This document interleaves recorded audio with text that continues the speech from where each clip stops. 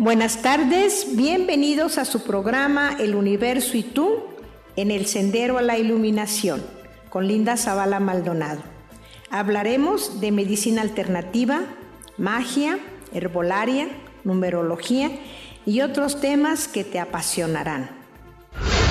Así lo dice Puebla. Síguenos por Twitter, @Puebla Preciosa. Bienvenidos a su programa El Sendero, El Universo y tú en el Sendero a la Iluminación. Y tenemos como invitado muy especial al monje Kelsang Drupchen, que quiere decir bienaventurado. Ser bienaventurado y perseverante. Y perseverante en el camino a la iluminación. Y me acompaña, como siempre, aquí el psicólogo clínico Javier Rojas. ¿Qué tal, Linda? Muy buena tarde una vez más. Es un placer compartir el espacio. Muchísimas gracias, Juan Carlos, por... Muchas gracias por estar aquí con nosotros. Es un placer poder compartir también lo poco que uno pueda compartir. Usted viene a platicarnos, bueno, nosotros pedimos que usted viniera a platicarnos qué es el budismo. Ajá. Y cuáles son los objetivos de la enseñanza budista. Preguntarle, ¿es el budismo zen el que usted practica? No. Yo practico el budismo tibetano. Sí. Muy bien, entonces nos va a platicar también de el budismo tibetano y al final, si usted gusta hacernos una diferencia, ¿cuál es la diferencia entre el budismo tibetano y el budismo zen? Ok. Muy bien, lo escuchamos. La primera pregunta era si el budismo es una religión o qué es el budismo. ¿Qué es el budismo? Eso nos lleva a esta pregunta de si el budismo es o no una religión. Es un problema que se tiene por las clasificaciones que tenemos en el mundo occidental.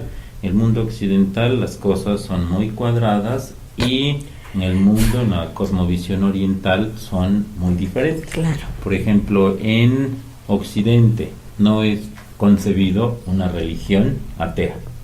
Tampoco es concebida una corriente filosófica que tenga rituales. Por ejemplo, el positivismo. Positivismo no puede tener rituales. Y una religión atea tampoco puede ser concebida.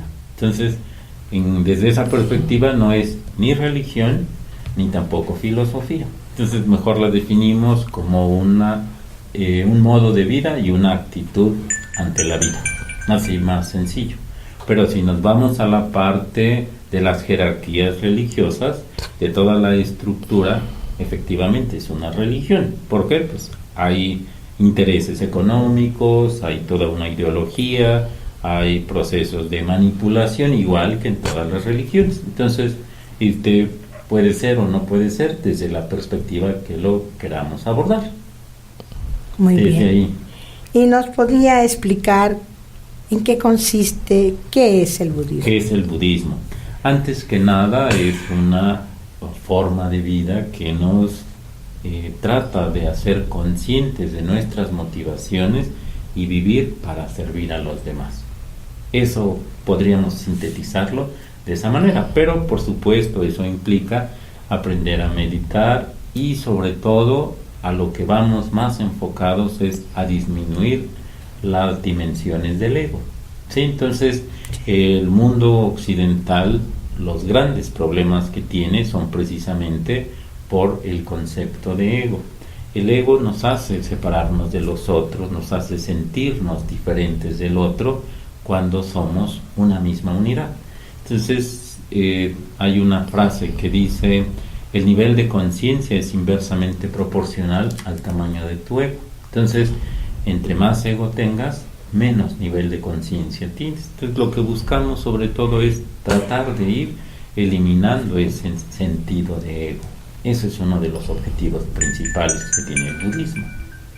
Ajá.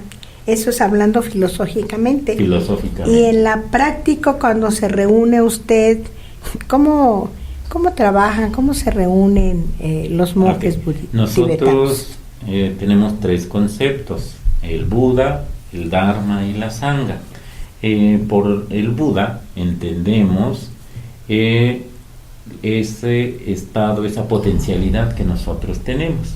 nosotros somos totalmente ateos. Entonces, nosotros no adoramos un ser que haya nacido 2600 años, 600 años antes de Cristo. A nosotros no nos interesa si existió o no, no nos crea ningún conflicto. Nos interesa la idea de potencialidad. Para nosotros, Buda es una potencialidad que habita en cada uno de nosotros y nos corresponde a nosotros desarrollarlas. Decimos, así como en una pequeña bellota está la potencialidad de un gran árbol, así en el corazón de todos los hombres está la potencialidad de ser un gran Buda. Entonces, eso es el budismo. Hacia allá vamos, todos nuestros esfuerzos van encaminados a tratar de desarrollar ese sentido de amor hacia los demás, de espiritualidad. Hacia allá va. Eso es el budismo. ¿Alguna pregunta? No, adelante, Linda. No, pues la meditación budista, ¿cómo es la meditación budista? Ahí tendríamos que hacer una diferencia entre las distintas escuelas que tiene el budismo. El budismo, igual que todas las religiones, llega el momento en que se empiezan a dividir. Entonces, por ejemplo, la religión más dividida en el mundo es la religión católica y sus distintas variantes, ¿no? Sí. Son muchísimas, son más de 100. En el caso del budismo, en realidad son 2 escuelas, pero son varias tradiciones. Entonces, la primera tradición es la Hinayana y después la Mahayana. Y dentro de la Mahayana, en cada país se practica de manera diferente. Por ejemplo, el budismo Zen de Japón, el budismo Chan es de China, el budismo Mahayana, el budismo Vajrayana es de el Tíbet y el budismo Theravada es de Tailandia. Lo que nos vincula es precisamente la filosofía budista. Entonces, por eso precisamente para mí las formas rituales no son importantes, lo esencial es lo que tú llevas a la práctica, lo que tú demuestras con tu vida diaria. Eso es. Yo tengo una especial admiración por los monjes Shaolin. Uh-huh. Me gustan mucho. Su filosofía es, bueno, no atacas, no te defiendes a menos de que te ataquen. Claro. No, y medir la fuerza, aún así cuando estás defendiendo, no dañar a tu adversario, o sea, no hacerle daño. No hacerle daño, no, uh-huh. Así, o sea, una cosa es defenderse y otra cosa es atacar. Claro. ¿No? De hecho, las artes marciales a mí me ayudaron mucho. Yo lo practiqué, mi familia tiene una escuela de artes marciales, yo soy cinta negra segundo dan. Entonces, pero eso fue antes de ordenarme como monje. Y a mí me sirvió mucho porque yo era una persona extremadamente insegura cuando iba en la preparatoria. Veía que venían 2 personas mayores del mismo lado de la acera, me cruzaba por miedo. Hasta que llegó el momento y dije, bueno, ¿por qué tengo miedo hasta de 2 personas ya de la tercera edad? Empecé a practicar y me dio muchísima seguridad. Entonces, no tengo necesidad, nunca he tenido necesidad de agarrarme con nadie, pero tengo esa posibilidad de defenderme sin necesidad de golpear a nadie. Eso te da muchísima seguridad para andar en la vida cotidiana. Así. ¿Se acuerda de una serie de, no sé si vio alguna vez, una serie de La Leyenda Continúa? Ajá. Sí, bellísima, claro. bellísima. Sí. Desde la actitud del monje, ¿no? Cómo solucionaba los problemas sin tener que lastimar a nadie, que llegaba a lastimarlos ya cuando le colmaban el plato, ¿verdad? pero me fascinaba. Ay, qué bueno. Entonces, de hecho, la mayoría de las personas asocia budismo con los Shaolin y lo asocian mucho con Dalai Lama. Sí, esos son sus referentes más generales, ¿no? Y sobre todo también lo asocian mucho con la idea de Lobsang Rampa, con sus libros de los años 50, 60. Entonces, yo leí los libros de Lobsang Rampa cuando tenía 7, 8 años. Ah, qué maravilla. Sí, me fascinaron. Entonces, la mayoría de la gente tiene esa visión de que el budismo es esa cuestión mágica, pero en realidad los libros de Lobsang Rampa no nos reflejan como filosofía. Fue una gran ventana que permitió que el mundo occidental llevara su mirada hacia Oriente, pero en absoluto tiene que ver con nuestra forma de vida, con nuestras creencias, no tiene nada que ver. Conclusión. Si nos pudiera comentar algo sobre los Hare Krishna. Los Hare Krishna en realidad corresponden a la tradición del hinduismo. Mucha gente confunde sobre todo a los Hare Krishna, el yoga, con el budismo, cuando en realidad son tradiciones muy diferentes. Le llamamos hinduismo a un conjunto infinito de religiones. Cuando los ingleses llegan a la India, no entendieron exactamente esa diversidad tan grande que tenía, porque cada pueblo tenía prácticas diferentes, inclusive cada familia tiene un dios diferente, no entendieron absolutamente nada y le pusieron hinduismo y punto, para englobar todo, ¿no? Muy holgazanes, pero bueno, es hinduismo. Entonces, dentro del hinduismo hay agnósticos, ateos, politeístas, chamánicos, demás. Entonces, es tan amplio que en realidad no podríamos decir o definir qué cosa es o a qué tradición perteneces. Entonces, los Hare Krishna pertenecerían a una tradición más específica y ellos sobre todo trabajan mucho con la idea del desapego, la alimentación vegetariana, el yoga, ¿sí? Sobre todo practicarían lo que en el yoga llamamos kirtan yoga, los cantos, las alabanzas, el bhakti yoga, la devoción, todo ese proceso. Entonces, a veces me entra el conflicto en el sentido de ver que ellos por sus ropas son también son objeto de burla y a mí me genera mucho conflicto. Por ejemplo, en mi caso opté por quitarme los hábitos en la vida cotidiana porque la ciudad de Puebla es extremadamente católica, pero una intolerancia religiosa muy muy fuerte. Entonces, contrario a lo que predican y lo que dicen del amor de Dios, pero es puro cuento. Entonces, cuando yo llegué a Puebla como monje que tenía la misión de formar un grupo, entonces llegaba y siempre me encontraba agresiones. Empezaban las agresiones en la terminal de autobuses. Los taxistas empezaban con que, a ver, dispara las chelas al que se lleve al Carimán, ¿no? Cosas así.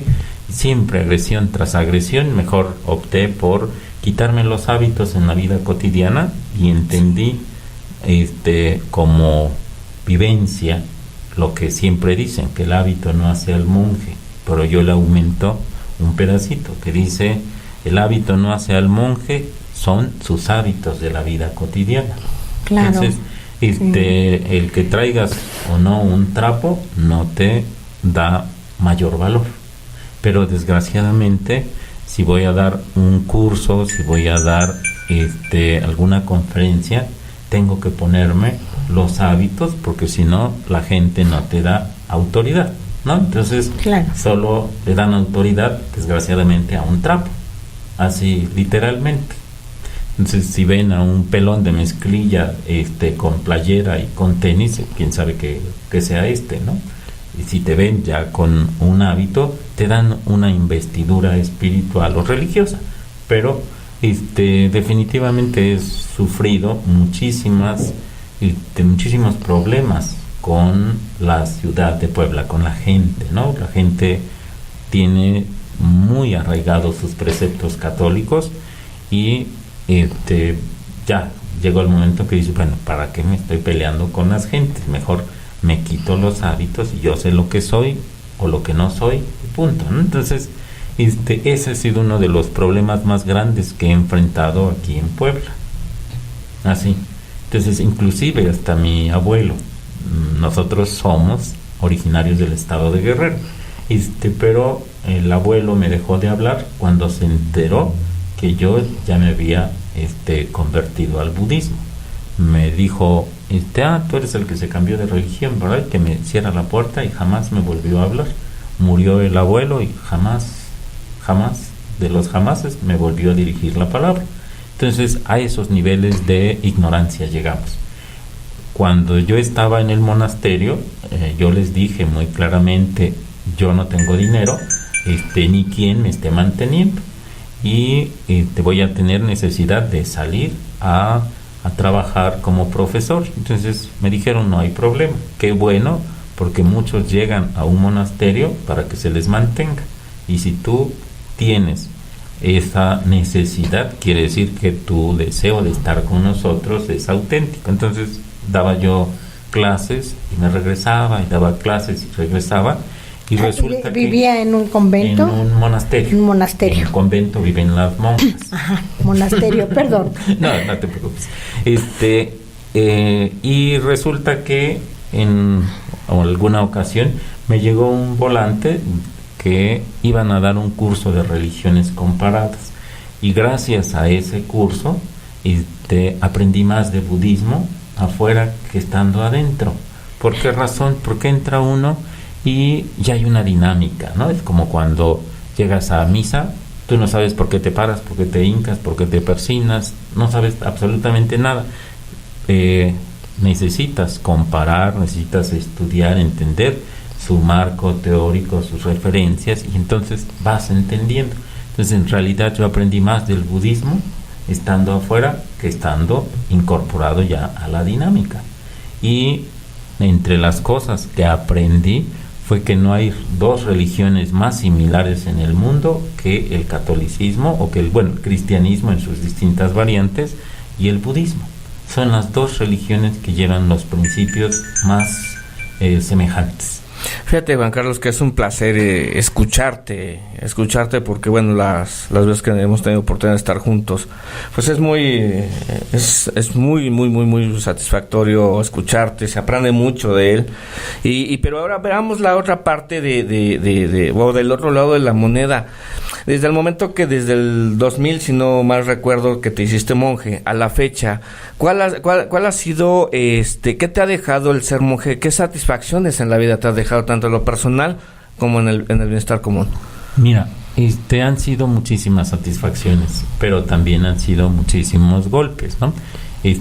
No sé si más uno que el otro, pero sobre todo el hecho de haberles cambiado su forma de percibir la vida a muchas personas.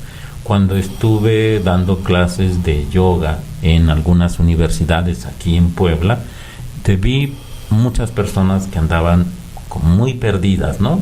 Había gente muy agresiva, gentes que luego no tenían ni para comer, y fui cambiándoles su forma de vida. Algunos terminaron en la sociedad teosófica, otros en la masonería. Entonces se fueron encaminando a distintos ámbitos, ¿no?, de la espiritualidad en cualquiera de sus manifestaciones. Pero siempre va a haber gente que finalmente termina decepcionándonos, ¿no? Uno de los golpes más fuertes es que a una persona que no tenía ni para comer, ahí estuve apoyándole, ayudándole, y tuvo la oportunidad de formar una escuela de yoga, porque le ayudaron las personas, y ahí me tienen haciendo rifas y buscando apoyos y todo para formarle su escuela. Y resulta que 3 días antes de que inaugurara su escuela, me voy enterando que se estaba jalando a todos mis alumnos hacia su escuela. Entonces para mí fue muy decepcionante, y la mayor lección que he aprendido como monje es que el ser humano no está preparado para entender y vivir lo que es el amor incondicional. Sí, efectivamente. Entonces esa fue la mayor experiencia y la mayor lección que me llevo como monje. Entonces la gente, uno no distingue entre religiosidad y espiritualidad, y no está preparada para entender lo que es el amor. Sí, efectivamente, fíjate que eso en cierta forma yo sé, ¿no? Que lo que hemos platicado, que has dado todo con amor, se da todo con amor en su momento, y desafortunadamente hay veces que no le dan el valor real de lo que está uno haciendo, ¿no? Pero eso es lo que más te tiene que dar, lo que platicábamos, es lo que más tiene que darte satisfacción, porque hasta el último momento diste lo mejor de ti, ¿no? Y siempre lo has dado, vamos, desde el 2000 a la fecha, el dar sin recibir, vaya, no cualquiera lo hace, Juan Carlos. De hecho, una de las formas a través de las cuales pude llegar a la gente fue a través de una escuela de yoga que pude sostener durante 9 años, y justo hace un año ya no aguanté y terminó la escuela. He tenido que trabajar en 4 lugares al mismo tiempo para poder sostener los gastos de la escuela. No, ya llegó el momento que dije, bueno, no soy el Mesías para estar salvando medio mundo, ya quiero descansar, y pero me siento muy satisfecho apenas por su obra, de lo que he hecho con muchas personas. Entonces, la mayor aportación que he dejado al mundo es cambiar la vida de muchas personas. Así. Eso es muy importante. ¿Y nos podría, por favor, explicar para nuestro auditorio cuál es la diferencia entre la espiritualidad y la religiosidad? A veces las gentes lo confunden mucho. Hay un texto muy muy bello que a mí me sirvió mucho, de Pierre Teilhard de Chardin. Él es un sacerdote jesuita. Dice, es un poco amplio su texto, dice: la religiosidad es para los dormidos, la espiritualidad es para los despiertos. La religiosidad inventa y la espiritualidad descubre. La religiosidad se basa en la culpa y el pecado, y la espiritualidad se basa en la confianza al otro. La religiosidad es creer en un cielo y en un paraíso, y la espiritualidad te hace vivirlo aquí y ahora. Y así, para no alargar más, dice o termina concluyendo: la espiritualidad es despertar tu conciencia y la religiosidad es la obnubilación de la conciencia. Entonces hay una enorme diferencia. Entonces, cuando llegó el momento en que yo tenía que decidir si me dedicaba a ser monje contemplativo, de estar encerrado ya toda mi vida teniendo una vida muy cómoda, pues finalmente en un monasterio llega el momento en que tienes casa, comida, viajes, todos los gastos ya los tienes cubiertos. ¿Sí? ¿Y de dónde se reciben los recursos para todo eso? De los alumnos, porque se dan cursos de meditación, etcétera, de donativos voluntarios, y llevamos en realidad una vida muy simple, ¿no? Nuestros gastos son únicamente pues la comida, no andamos con los lujos, tratamos de llevar una vida en el nivel material lo más mesurado posible. Las únicas piezas de ropa que tenemos pues son los 2 hábitos y ya se acabó. Sí, entonces es una vida extremadamente sencilla, y eso hace que podamos llevar una vida más de entrega hacia otros, ¿no? Si me permites, sí, Linda, saliéndome tantito, sí, del budismo. Hace unos días me platicábamos sobre el esoterismo. Me hacía una pregunta muy muy muy exacta hacia mi persona. Me dice: ¿tú tienes o sabes lo que es el esoterismo? Entonces, cuando yo le defino, me dice: no, estás equivocado. Lo comento porque el próximo sábado va a dar una conferencia, va a dar pues platíquenos de esoterismo, y estaría bien que nos definiera qué es el esoterismo, ¿no? Sí, si nos quiere comentar y anunciar, ¿cómo no? Gracias, claro, por favor. Con mucho gusto. El esoterismo, desgraciadamente, está asociado con el pensamiento mágico, con la idea de charlatanería, de brujería, etcétera, ¿no?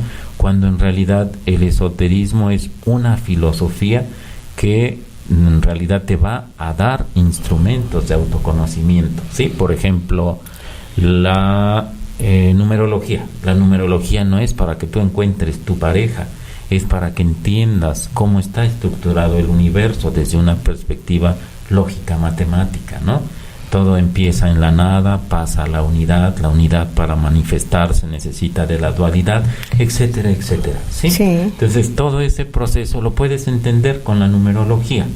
Por ejemplo, el tarot la gente lo ocupa para adivinar el futuro y a quién te vas a encontrar y que si vas a tener a la pareja ideal y no sé cuánta cosa. En realidad el tarot es un código que te indica hacia dónde va dirigida o en qué momento estás viviendo en la etapa de lo espiritual. Por ejemplo, la primera carta es la de loco. Cuando uno empieza la vida espiritual es el loco de todo mundo, ¿no? Ahora ya practica yoga, está loco. Ahora ya es vegetariano, está loco. Ahora ya es budista, ahora está peor, ¿no? Eso es la primera carta de el tarot. Entonces, por favor, esa es la idea del esoterismo. Son códigos simbólicos, secretos, que siempre están presentes. En toda religión hay una parte exotérica a la que se le enseña al pueblo y una parte que mantienen como secreto las altas jerarquías. Por ejemplo, la idea de la señal de la cruz que utiliza la Iglesia Católica y su simbolismo de persignación. La gente no entiende por qué hacer este símbolo, ¿sí? De dónde viene, cuál es su origen y por qué hacerlo en la frente, en la garganta y en el pecho. Entonces, cuando tú les explicas exactamente qué es lo que están haciendo, los metes en un conflicto muy fuerte. ¿Por qué no nos explicas? Sí, claro. Sí, viene. Bueno, si nosotros analizamos la señal de la cruz, es una deformación de el mudra que utilizamos en el yoga, de lo que llamamos el nani mudra. El mudra que siempre asocian con la meditación, unir el dedo pulgar con el dedo índice, ¿sí? Con ese es el mudra típico de la meditación, o la gente asocia meditación con este mudra. Este mudra simboliza la unificación de lo individual con lo universal. Todas las religiones tienen una triada: Dios Padre, Dios Hijo, Dios Espíritu Santo, Brahma, Shiva, Vishnu, el Buda, el Dharma, la Sangha, etcétera. Todas las religiones tienen una triada. Entonces, la idea de este mudra que manejamos en el yoga es la unidad, ¿sí?, con el absoluto, con Dios o como tú le concibas. Cuando nosotros, por ejemplo, haciendo una analogía, esto sería un circuito que te conecta con esta parte. Si nosotros hacemos la señal de la cruz, estaríamos bloqueando ese circuito, ¿sí?, esa integración con el absoluto. Entonces, primero estás bloqueando. Segunda, te estás bloqueando el sexto chakra, el quinto chakra y el cuarto chakra. Eso es lo que estás haciendo.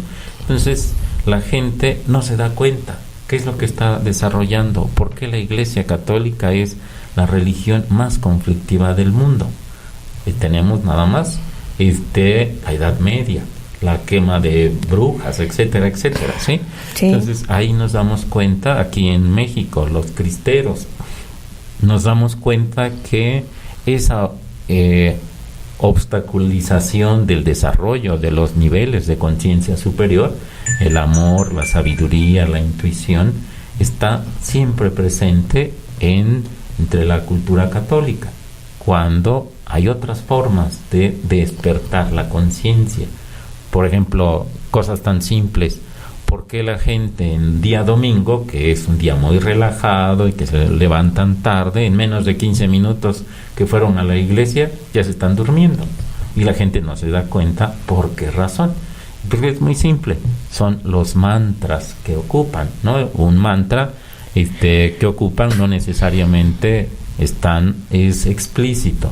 Por ejemplo, si ustedes analizan el canto que hacen, es Ave María Purísima, sin pecado concebida, sí, ya no me acuerdo de las demás, tiene mucho que no rezo el Padre Nuestro, pero va de mayor a menor, y eso provoca a nivel neuronal que las personas vayan durmiendo su conciencia, y así más rápidamente les entran los mensajes subliminales que van ahí metiendo, ¿no? Entonces, el esoterismo es precisamente un despertar de la conciencia para que la gente no se deje manipular por estas situaciones, ¿sí? Entonces va hacia el despertar de la conciencia. Eso es el esoterismo. Muchas gracias. Tenemos apenas tiempo para que nos platique de su proyecto, de su congreso. Tengo un curso, llevo 3 años y medio con un grupo de personas de la tercera edad, enseñándoles pues numerología, astrología, cábala, etcétera, y se han logrado cosas muy bellas con ellos, cambiarles mucho su perspectiva. Sí, y ahorita el próximo sábado, sí, en una galería que se llama Delos, está en la 5 Sur, esquina con la 7 Poniente, voy a empezar un curso, va a ser una conferencia previa al curso. La conferencia es gratuita y es a las 5 de la tarde el próximo sábado. Entonces están invitadas todas las personas para que conozcan exactamente qué es la cultura esotérica. Por ejemplo, cosas tan simples. Jesús dice, el que tenga ojos que observe y el que tenga oídos que escuche. ¿A qué se refiere? Se refiere precisamente a la cultura esotérica. Dice, no arrojéis perlas a los cerdos porque no os entenderán ni os tacharán de loco. No lo entiende la gente. ¿Por qué? Porque no manejan un código. Nadie te ha enseñado un código. Si tú analizas cosas tan simples como los días de la semana, tienen un sentido esotérico. El lunes viene de Luna, martes de Marte, miércoles de Mercurio, etcétera. Ahora, ¿por qué razón en ese orden? ¿Sí? Ahí necesitas ir desentrañando los códigos para que vayas entendiendo todo ese proceso. Los días de los meses: septiembre de séptimo, octubre de octavo, noviembre de noveno, diciembre décimo, etcétera, etcétera, ¿no? Todo tiene una razón lógica, pero es un código que no se nos enseña. Entonces, el objetivo del curso es tratar de que la gente trascienda la parte exotérica, la parte con que se manipula al pueblo, y despierten y se den cuenta de este proceso. Jesús mismo dice, la verdad os hará libres. Entonces, mientras no sepas que te estás obnubilando tu conciencia a través de ciertas manipulaciones religiosas, vas a seguir repitiendo ese esquema. La única manera de liberarte de ello es siendo consciente de ese proceso. Así, sí. Entonces el objetivo es que la gente conozca lo que es verdaderamente el esoterismo como un mecanismo de autoconocimiento. Qué bonito. Entonces están invitados. Muchísimas gracias. Ya escucharon, están invitados el próximo sábado a las 5 de la tarde en una galería Delos. Galería Delos, ubicada en la 5 Sur, esquina 7 Poniente. Sí. Muchísimas gracias porque nos ha Ojalá invitado. Y estén claro que sí. allá presentes, va a ser un placer que estén ahí. Muchísimas gracias. Muchísimas gracias, claro que sí.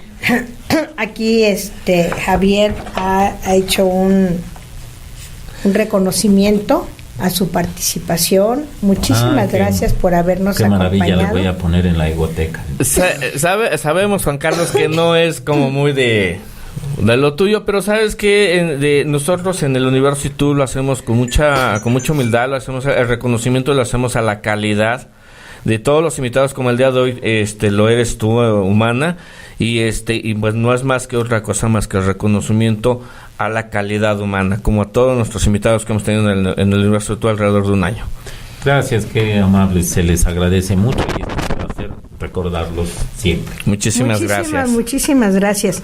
Y bueno, pues se nos ha terminado el tiempo y yo con mucha pena quiero anunciarles que el psicólogo Javier Rojas pues es su última participación en este programa, que yo le agradezco muchísimo todo el tiempo que le dedicó, el amor y todo lo que ha hecho por este programa. Y pues muchísimas gracias. No agradezcas, Linda, siempre se hizo de forma, yo sé que se hizo profesional y con mucho afecto, y se hizo con muy buena disposición. pero pues lamentablemente así tiene que ser. Así es. Pero seguimos siendo amigos, Por supuesto. nos seguimos encontrando en el camino. Todos ¿no? son etapas. Todos son etapas en la vida. Y a Gerardo, muchísimas gracias.